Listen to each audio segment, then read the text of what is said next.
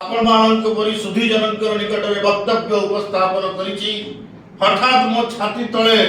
गोटे गुंजरण सृष्टि होइछि जे दीर्घ दिन धरी मो अनुभव रे एवं अन्य मानकर कथित परंपरा रे शिल्प नगरी राउरकेला शिल्प परि ताण लोहा परि सशक्त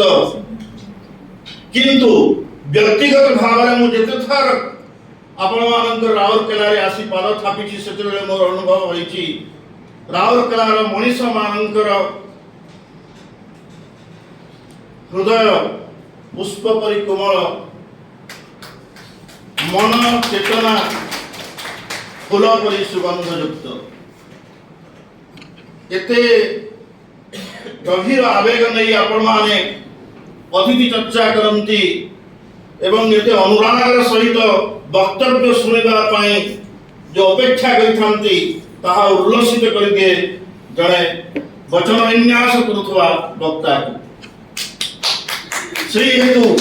मु आउ थे आपंकर निकट में जनाऊँगी मोर कृतज्ञता। एवं चर्चा भीतर को आसवा आज चर्चित प्रसंग होची